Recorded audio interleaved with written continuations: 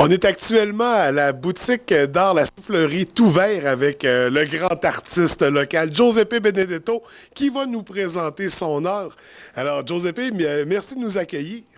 Ça me fait plaisir. Écoute, on te connaît tous pour tes talents de souffleur d'art. Ça fait combien de temps que tu fais ça, cette forme d'art-là? Mais là, ça fait 20 ans que je souffle du verre, mais nécessairement, c'est venu de quelque part, cet intérêt-là.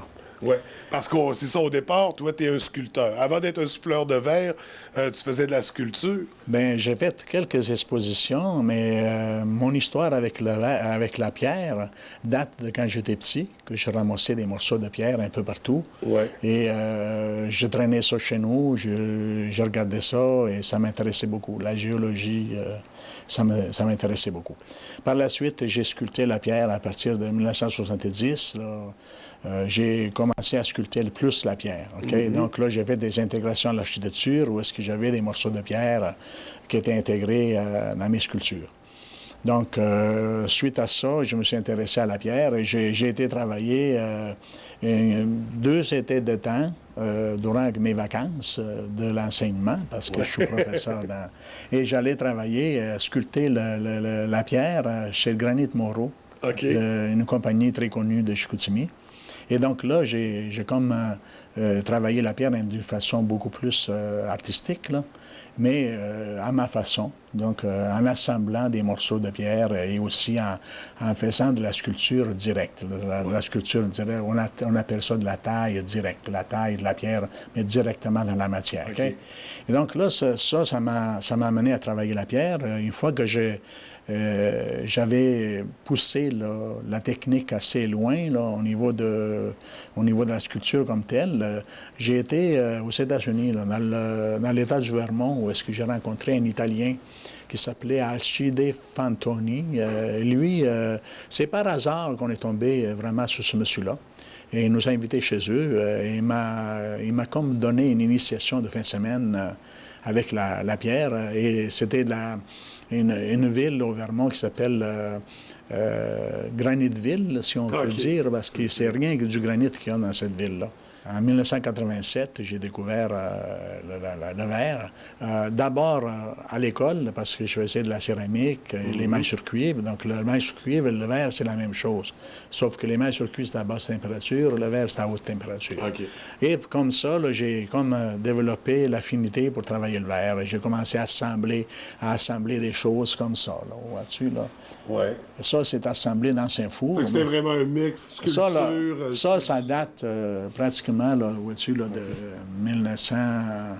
1987-88. Mais dans l'exemple ici, on ne parle pas encore de verre soufflé. Non, ça, c'était du verre coulé, comme dans le cas de cette pièce-là, qui c'était un verre coulé. OK? Donc là, je prenais une cuillerée de verre, ça, je faisais ça à Montréal. Et le verre soufflé, comment tu as découvert ça? Donc là, je me suis inscrit à un autre cours, un autre Italien, là, ça donnait comme ça. Et c'était lui, il faisait de la sculpture et il faisait aussi du soufflage de verre. Et ce monsieur-là, c'est la sommité mondiale du verre soufflé, actuellement. Là. Quand j'ai vu ce monsieur-là travailler le verre soufflé, là, je dis, je ne ferai jamais ça. Mais là, j'avais besoin quand même d'un four pour travailler le verre. Et je voulais le travailler en sculpture seulement. Donc là j'ai coulé des pièces de verre et tout ça, et pour faire des expositions. Et donc là, j'ai dit, je vais construire mon propre four, parce que ça me prenait 5 heures pour aller à Montréal, 5 heures pour revenir. Je prenais une journée déjà, et je prenais ça souvent sur mon temps je me prenais des congés sabbatiques là, pour aller faire ça.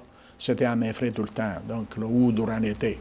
Donc là, j'ai dit, je vais construire mon four.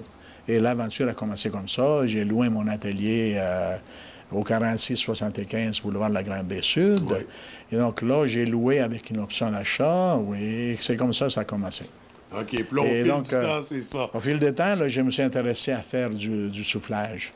Et donc là, j'ai commencé à faire des petites choses, comme par exemple des fruits, que je connaissais très bien. Souvent, j'ai récolté mes fruits moi-même sous l'arbre en Italie. Donc, là, je connais très bien qu'est-ce que c'est une orange, qu'est-ce que c'est une pêche. Et là, au fil du temps, tu as pu commencer à réintégrer tes premiers amours, qui sont la sculpture, le travail de la pierre.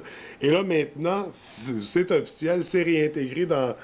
vous travaillez la pierre maintenant aussi à la soufflerie d'or. Oui. De quelle façon vous la travaillez? Donc étant donné qu'on était un économusée, oui. Économusée, ça veut dire, c'est que écono, c'est économie. Ça veut dire qu'on vend, qu'est-ce qu'on fait, mais on montre aux gens c'est quoi la façon comment on fait. OK. Les gestes anciens et aussi les gestes modernes que l'artiste a découvert au fil des ans. OK? Donc, on a le côté ancien de la technique et le côté moderne. Donc, moi, là, je connais les deux dans les deux matériaux, le verre et la pierre. Puis en passant, là, le verre et la pierre, on peut dire que c'est les mêmes composantes. Oui, oui. OK? La silice, ça compose le verre avec des minéraux de couleur qui sont intégrés au fur et à mesure sur la pièce. Et la pierre, c'est faite souvent avec de la silice, avec des minéraux qui colorent la pierre. Et tu l'as vu tout à l'heure, ça fait des couleurs extrêmement intéressantes, OK? Et naturelles. Donc moi, là, quand je travaille les deux, c'est comme si je travaillerais une à chaud, une à froid, mais c'est les mêmes matériaux. Dans ma tête, c'est les mêmes matériaux. Et donc là, j'ai commencé à m'intéresser de plus en plus aux minéraux, à la pierre, chose que finalement, je suis tombé à ma retraite aussi, de l'enseignement. Et donc là, j'avais plus de temps à travailler, à faire des expérimentations. Et puis, je peux te dire que ça fait environ déjà 5 ans que je travaille ça, là, ce projet-là. Là. Puis depuis 5 ans, j'arrête pas d'inventer des nouvelles choses. Là. Et là, ça culmine, disons. Là. Là, au niveau de l'expérimentation de la pierre, je commence à connaître pas mal tous les tournants. Maintenant, il va rester à expérimenter et faire des produits. Donc là, j'ai commencé à faire des collections de bijoux, des collections de pierres qu'on transforme en bijoux. Et comme ça, là, je suis en train de rentrer dans un domaine où est-ce que j'ai voulu créer un économusée de la pierre. Puis là, tu as vraiment pris le concept de l'économusée, puis tu l'as poussé à fond parce que maintenant, non seulement tu vends tes produits, on peut devoir les faire, mais maintenant, on peut vivre l'expérience de polir notre propre pierre, de la travailler pour en faire un bijou. Donc, ça, comment tu as amené ça, ce concept? Donc, le concept, c'est un nouveau concept. Et c'est vraiment intéressant là, quand on parle de métier d'art. OK? Ouais. Parce que la personne qui va venir chez nous ici, elle va pouvoir souffler peut-être une petite pièce de verre. Et aussi, elle va pouvoir faire une pierre, travailler une pierre. Ils choisissent. Repartir avec son œuvre. Ils repartent avec un petit morceau soit un morceau de pierre de la région ou d'ailleurs dans le monde, qu'ils vont aimer. OK? Et ils vont faire leur propre objet, selon des spécifications que je vais avoir comme une petite initiation que je vais leur faire avec eux. Donc là, ils peuvent venir soit en groupe, soit individuellement, soit en couple, soit en couple d'amis, soit avec les enfants.